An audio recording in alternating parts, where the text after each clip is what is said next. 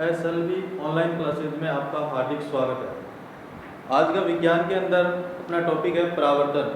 परावर्तन किसे कहते हैं और परावर्तन किस प्रकार से होता है, इसके बारे में आज चर्चा करेंगे हम। तो सबसे पहले आता है कि परावर्तन का अर्थ क्या होता है। तो परावर्तन का अर्थ होता है कि जब कोई प्रकाश की किरण किसी माध्यम से टकराती है तो टकराने के बाद पुनः अपनी उसी दिशा में लौट जाती है जिस दिशा से आती है। फॉर एग्जाम्पल के लिए, जब आप धूप के अंदर या प्रकाश के अंदर जब किसी दर्पण को रखते हो आप, तो दर्पण से रखने के बाद सूर्य से आने वाली प्रकाश की किरणें या फिर बल्ब से या अन्य प्रकार के माध्यम जो भी मान लेते हैं हम स्रोत, उनसे आने वाली प्रकाश की किरणें जब उस दर्पण से परावर्तित होती है, रिफ्लेक्ट होती है, तो टकराने के बाद या परावर्तित होने के बाद पुनः उसी दिशा में लौट जाती है। इसे प्रकाश का परावर्तन का उदाहरण मान सकते हो या आप इसे प्रकाश के परावर्तन की घटना कह सकते हो।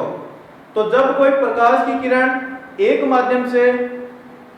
जब कोई प्रकाश की किरण किसी माध्यम से टकराती है तो टकराने के बाद पुनः उसी दिशा में लौट जाती है, प्रकाश का परावर्तन कहलाता है। परावर्तन के आप बहुत सारे उदाहरण दे सकते हो कि भाई किसी भी धूप के अंदर या सूर्य से आने वाली प्रकाश की किरणों के सामने जब आप किसी प्रिज्म को रखते हो या फिर किसी दर्पण को रखते हो तो दर्पण से प्रकाश की किरणें वापस रिफ्लेक्ट हो जाती है। इसके अलावा जब आप इसका प्रयोग करते हो किसी दर्पण द्वारा, मान लेते हैं उसका अवतल दर्पण या उत्तल दर्पण की बात करते हैं हम, तो अवतल दर्पण से प्रकाश की किरणें वापस रिफ्लेक्ट हो जाती है, यानी परावर्तित होने के बाद उसी दिशा में लौट जाती है। तो इसके लिए हम एक डायग्राम बनाएंगे कि जब कोई प्रकाश की किरण किस प्रकार से जब किसी माध्यम से टकराती है तो किस प्रकार से वो परावर्तित होती है और परावर्तन की घटना को किस प्रकार हम समझा सकते हैं। तो सबसे पहले आती है आपकी परावर्तन की परिभाषा क्या होती है कि जब कोई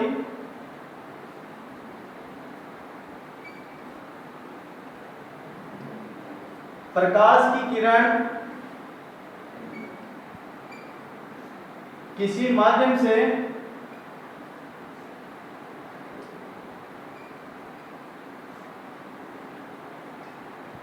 टकराती है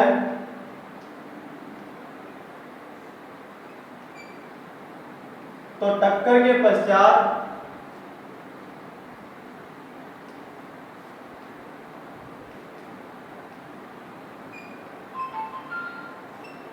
पुनः उसी दिशा में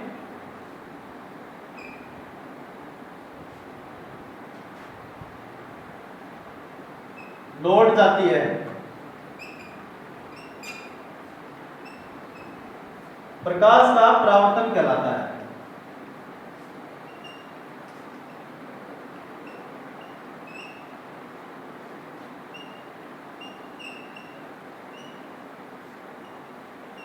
इसके लिए एक डायग्राम है। ये कोई भी माध्यम मान लिया हमने, इसको आप परावर्तक पृष्ठ बोल सकते हो,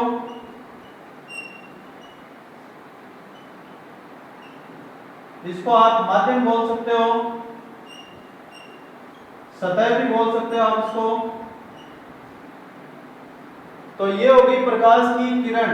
मान लिया आपकी प्रकाश की जो किरण है, ये मान लिया आपका सूर्य है और इस सूर्य से आने वाली प्रकाश की किरणें जब इस माध्यम पर आपतित होती है, मतलब गिरती है, तो यहाँ पर ये हो गया आपतन, इस सतह के ऊपर गिर रही है, इसको मान लिया हमने O और इसको मान लिया हमने P।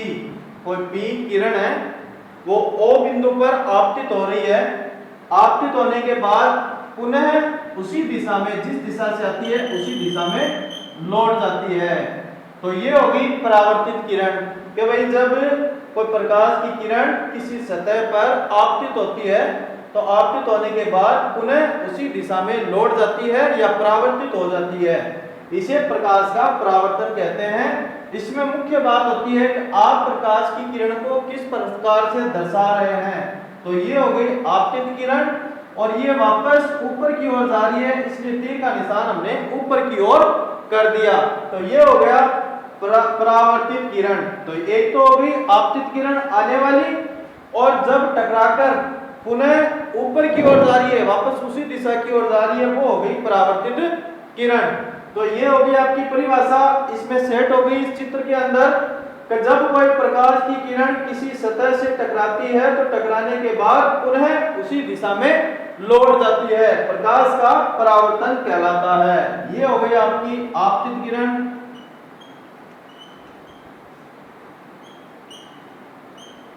और ये हो गई आपकी परावर्तित किरण।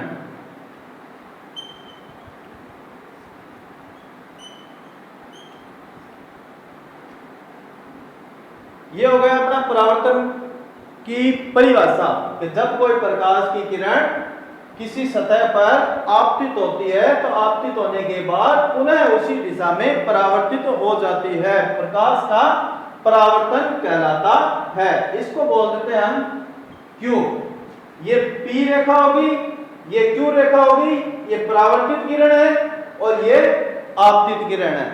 तो यहां तक हो गया अपना कि परावर्तन क्या होता है, परावर्तन की घटना को चित्र द्वारा किस प्रकार से आप प्रदर्शित कर सकते हैं।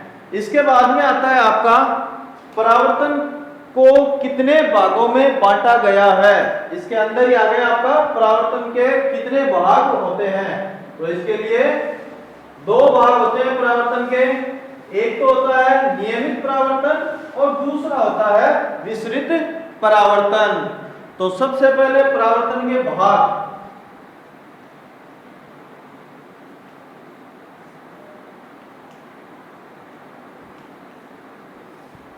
परावर्तन को कितने भागों में बांटा गया है।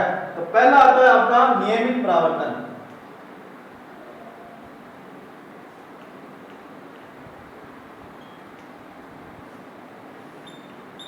इसमें क्या होगा, जब प्रकाश की किरण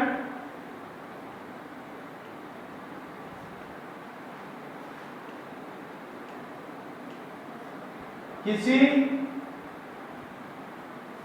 समतल पृष्ठ पर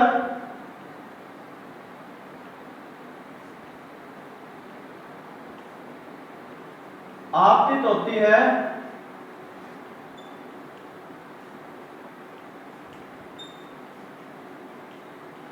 तो समान दिशा में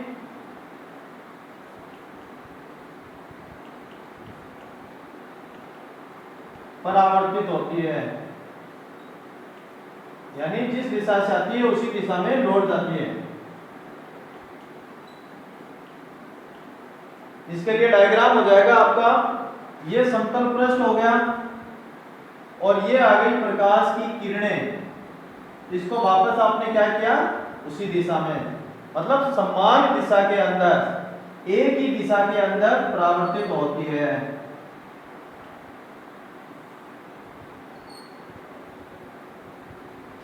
जब कोई प्रकाश की किरण किसी समतल पृष्ठ पर आपतित होती है तो वह समान दिशा में वापस परावर्तित हो जाती है। इसको बोलते हैं नियमित परावर्तन।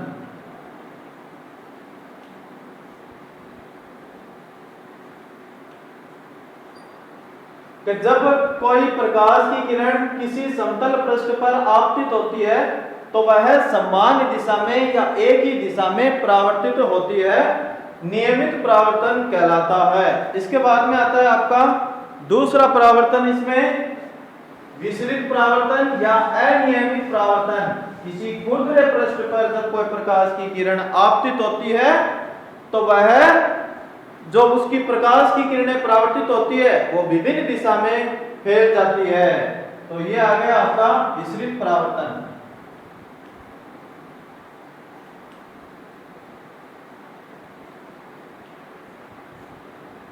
इसको आप अनियमित परावर्तन भी बोल सकते हो।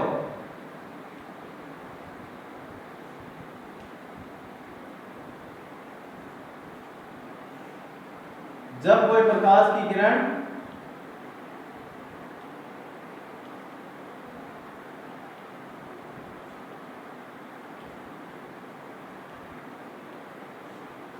असमतल या खुरदरे पृष्ठ पर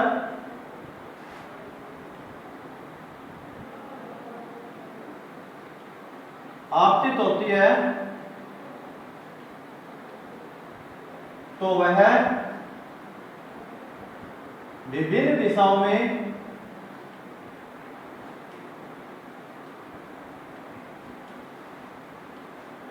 परावर्तित हो जाती है।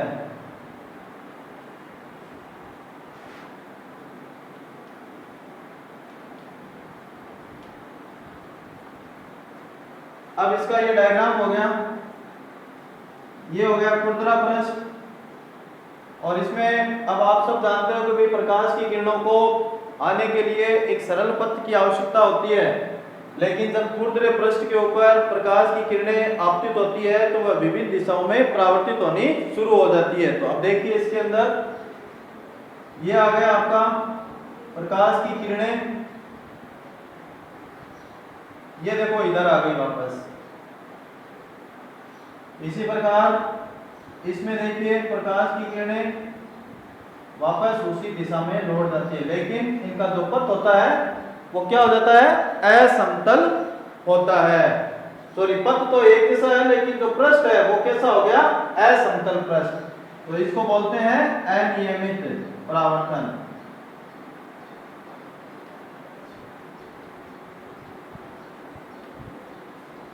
अनियमित परावर्तन या विचलित परावर्तन की परिभाषा क्या हो जाएगी कि जब कोई प्रकाश की किरण असमतल या खुरदरे पृष्ठ पर आपतित होती है तो वह विभिन्न दिशा में परावर्तित हो जाती है।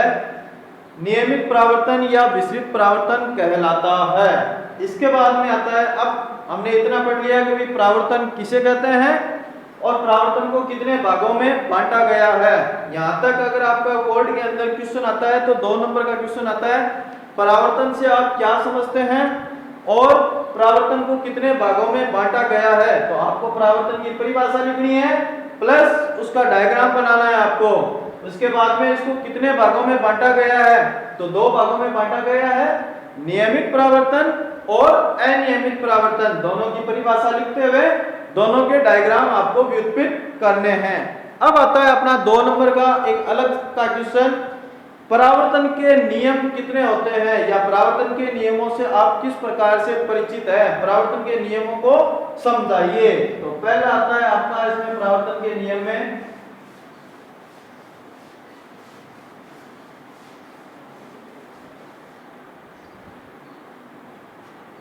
परावर्तन के नियम।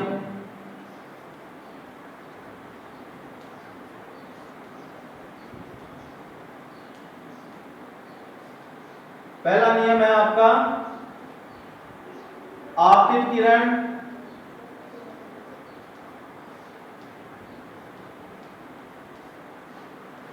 परावर्तित किरण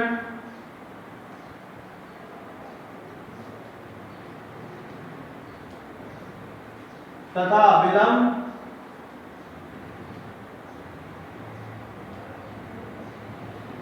तीनों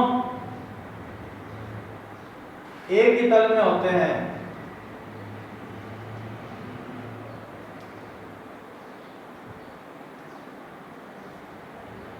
तीन आगे इसमें आपतित किरण, परावर्तित किरण तथा अभिलंब तीनों एक ही तल में होते हैं। अब ये होते कैसे हैं, ये देखिए इसका डायग्राम। ये हो गया आपका कोई माध्यम, ये आपतित किरण हो गई, ये परावर्तित किरण हो गई, ये तीर का निशान लगा दिया हमने, आने वाली किरण और परावर्तित होने वाली किरण, और इन दोनों किरणों को अलग करने वाली एक रेखा जिसको आप किससे निर्दिष्ट करते हो, अभिलंब से। अब ये देखिए तीनों के तीनों एक ही तल के ऊपर हो रहे हैं, इसको बोलते हैं परावर्तन का पहला नियम। आपतित किरण, परावर्तित किरण तथा अभिलंब तीनों एक ही तल में होते हैं। तो ये हो गया आपका आपतित किरण,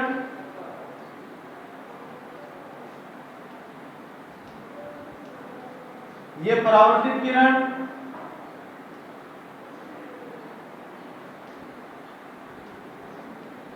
और ये हो गया आपका अभिलंब। ये बोर्ड के अंदर 2 नंबर का क्वेश्चन आता है, परावर्तन के नियम किसे कहते हैं या परावर्तन के नियमों को समझाइए। तो परावर्तन के 2 नियम होते हैं। पहला आपको मैंने बता दिया, आपतित किरण, परावर्तित किरण तथा अभिलंब तीनों एक ही तल में होते हैं। और ये हो गया इसका डायग्राम।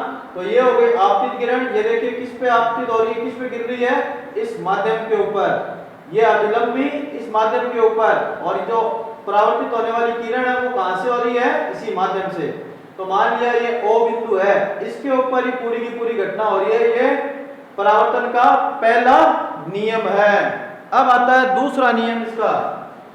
तो दूसरा नियम हो गया इसका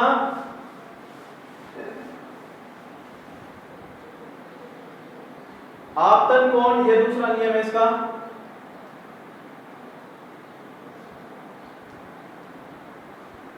परावर्तन कोण के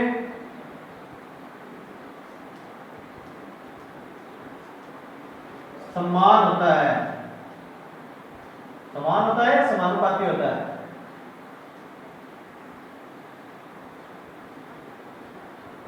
आपतन कोण परावर्तन कोण के समान होता है। अब आप सब जानते हो गणित के अंदर दो रेखाओं के बीच में क्या बनता है, कि कोण बनता है। तो इसमें भी हम क्या करेंगे, इसी का ये आपतन कोण बराबर ये I हो गया, ये परावर्तन कोण R हो गया। अब ये बने कैसे, इसके लिए देखिए ये डायग्राम, ये आपतित होने वाली किरण, ये परावर्तित होने वाली किरण, ये तीर के निशान लगा दिया आपने, और ये हो गया आपका अभिलंब, और इन दोनों के बीच बन रहा है I, और इसके बीच में बन रहा है R।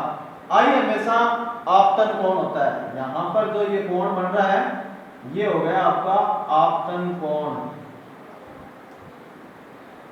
और जो R बन रहा है परावर्तित किरण के और अभिलंब के बीच जो बन रहा है वो हो गया परावर्तन कोण।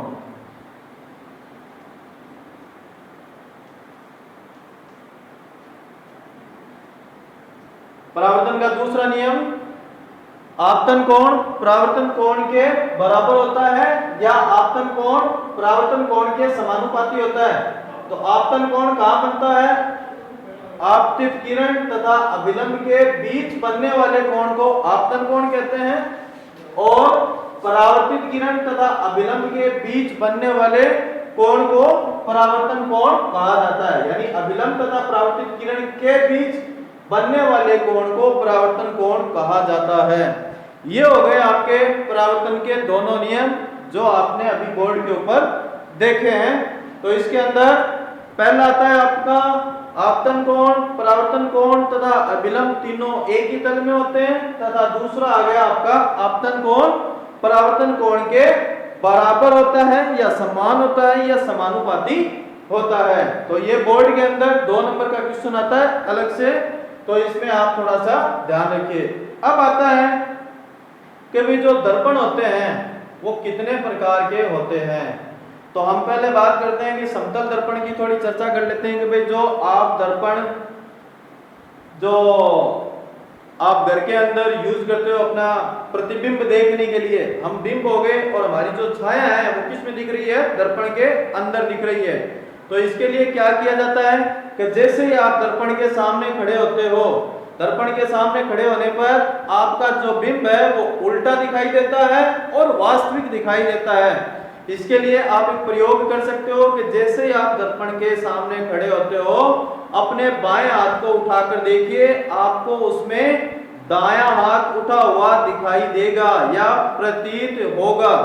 तो इसमें क्या होता है कि जब किसी दर्पण के अंदर जो हमारी छाया बन रही है, हमारी परछाया बन रही है, वो कैसी होती है, वास्तविक होती है तथा उल्टी होती है। आप पॉकेट को, हमारे पॉकेट किधर होता है, अगर रियल में हम देखें तो इधर होता है, लेकिन जब दर्पण के अंदर दिखता है तो वो हमें उल्टा दिखाई देता है। दायां वाला हिस्सा बाएं हिस्से में और बायां वाला हिस्सा दाएं हिस्से के अंदर। तो इसमें जैसे आप अपने इस हाथ को उठा के देखते हो तो आपको दर्पण में ये हाथ दिखाई देगा। ये दर्पण की मुख्य विशेषता होती है। फिर इसके बाद में आते हैं कि भाई दर्पण कितने प्रकार के होते हैं। तो दर्पण की बात करते हैं हम, तो दर्पण क्या करता है, 2 प्रकार के होते हैं दर्पण।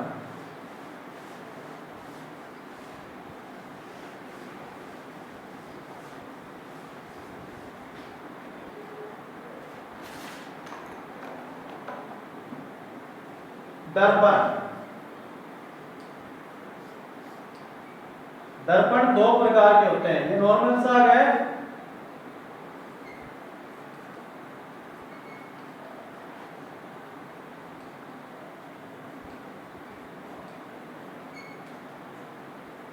पहला आता है आपका अवतल दर्पण,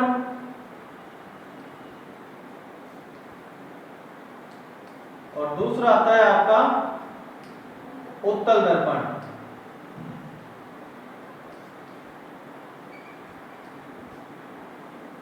तो हम पहले बात करते हैं अवतल दर्पण की। अवतल दर्पण क्या है?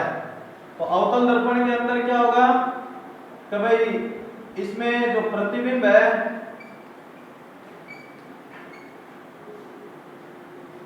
वास्तविक बनता है, वास्तविक जैसा हम हैं वैसे के वैसे। ऐसा नहीं कि भाई दर्पण के अंदर हम जब देखते हैं तो हमारा चेहरा अलग हो जाता है या उल्टा दिखाई देता है, ऐसा नहीं होता। जैसे हम खड़े हैं वैसे के वैसे ही दिखाई देंगे, लेकिन जो प्रतिक्रिया होगी वो अलग हो जाती है उसमें।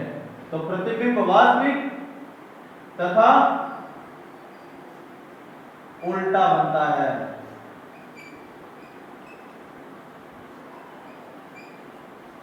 अब कैसे बनता है अवतल दर्पण की? तो भाई अवतल दर्पण कैसा होता है कि ये एक हमने गेंद ली, कोई भी चीज ले सकते हो आप गोल, उसको दो भागों में बांट दीजिए आप। यानी ये मान लिया कोई वृत्त है गणित में, और ये हो गया इसका केंद्र भाग जिसको आप केंद्र बोलते हो। इसको दो हिस्सों में बांटना है आपको, यहां से दो हिस्से करने हैं इसको। तो एक हिस्सा तो ये हो गया जो अंदर की ओर मुड़ा हुआ है, ये अलग कर दिया मैंने, देखिए। और दूसरा वाला हिस्सा है वो ये है। अब इन दोनों को जोड़ देते हैं तो एक वापस वृत्त बन जाता है। इसका ये केंद्र भाग हो गया और इसका बाहर की ओर मुड़ा हुआ है वो हो गया उत्तल दर्पण। तो इसको बोलते हैं अवतल दर्पण, और इसको बोलते हैं उत्तल दर्पण। तो दोनों में अंतर आसानी से बता सकते हो आप।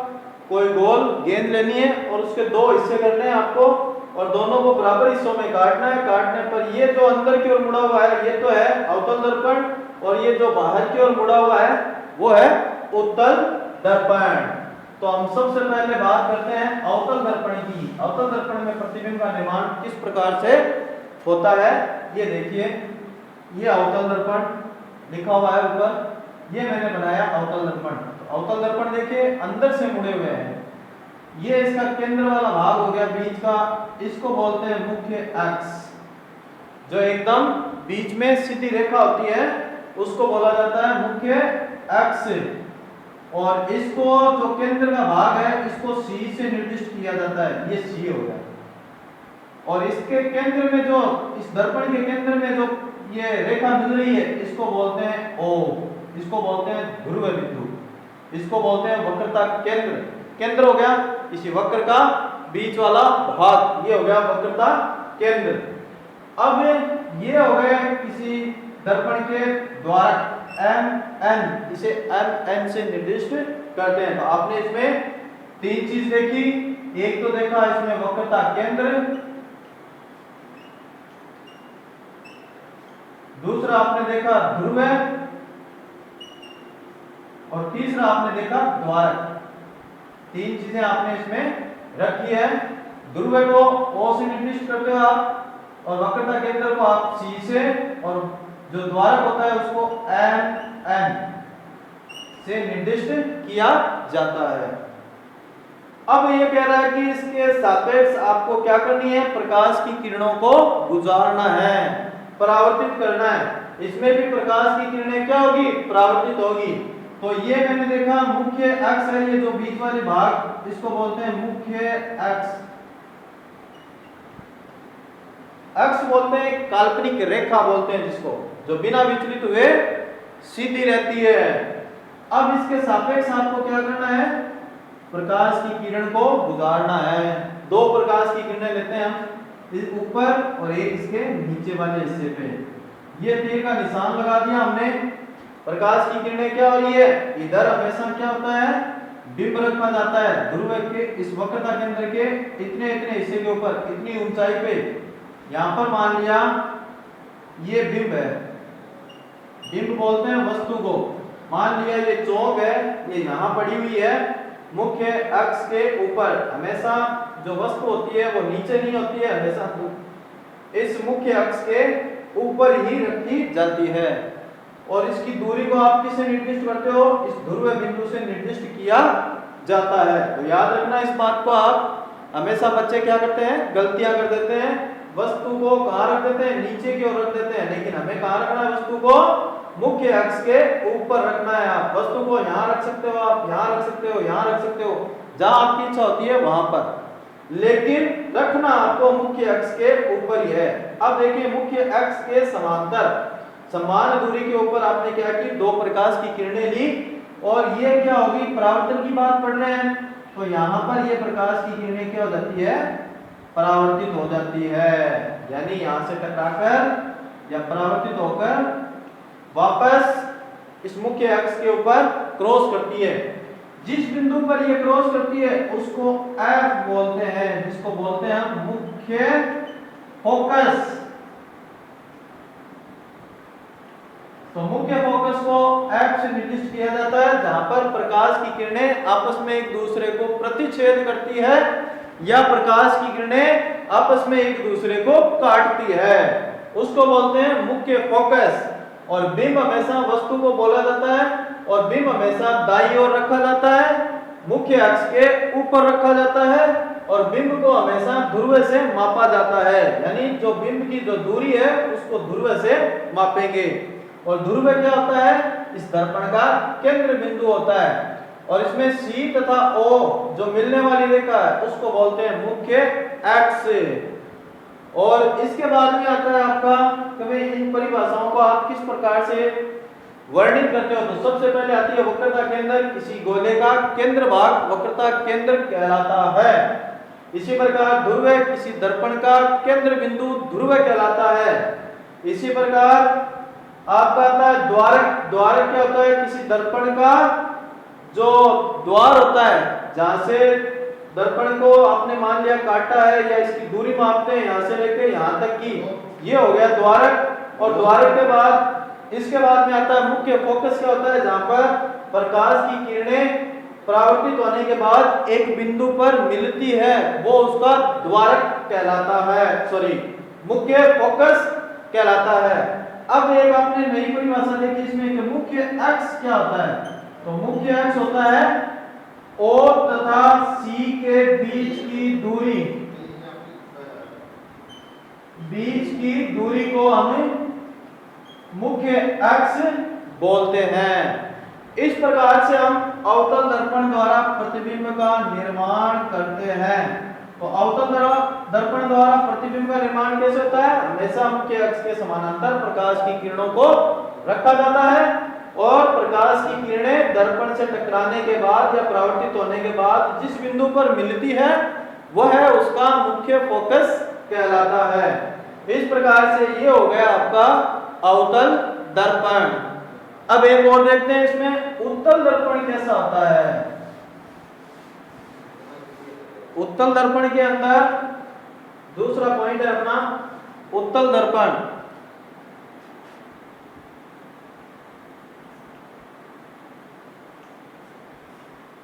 उत्तल दर्पण क्या होता है, बाहर की ओर जो मुड़ा हुआ होता है, ये है आपका उत्तल दर्पण।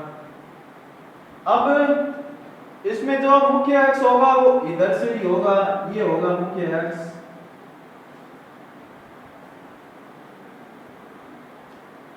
इसमें आभासी काल्पनिक जिसको बोलते हैं आभासी तथा सीधा प्रतिबिंब बनता है इसमें, यानी प्रतिबिंब कैसा होगा, सीधा होगा, और कैसा होगा, काल्पनिक होगा, यानी रियल में प्रतिबिंब तो यहां बनेगा लेकिन बनता हुआ प्रतीक कहां होगा, दर्पण के पीछे की ओर। अब देखिए ये मुख्य अक्ष के समानांतर हमने क्या की, प्रकाश की किरणें। मैंने आपको पहले कहा जो बिंब है वो हमेशा इधर ही रखे जाते हैं, इस बात का ध्यान रखना आप। ये बिंब है और किधर होंगे, दाईं ओर, नहीं कि आप इधर अगर उत्तल दर्पण बना रहे हो तो आपने क्या किया, इधर रख दिया बिंब, इधर नहीं रखेंगे। इसमें क्या होगा, जो प्रकाश की किरणें, ये अब देखो इसका केंद्र बिंदु ये हो गया, इसको C और यहाँ पर प्रकाश की किरणें आपस में एक दूसरे को प्रतिच्छेद करेगी। अब देखिए इसमें प्रकाश की किरणें क्या होगी, परावर्तित हो जाती है, तो ये वापस इसी दिशा में लौट गई प्रकाश की किरणें, ये आने वाली किरण और ये परावर्तित होने वाली किरण।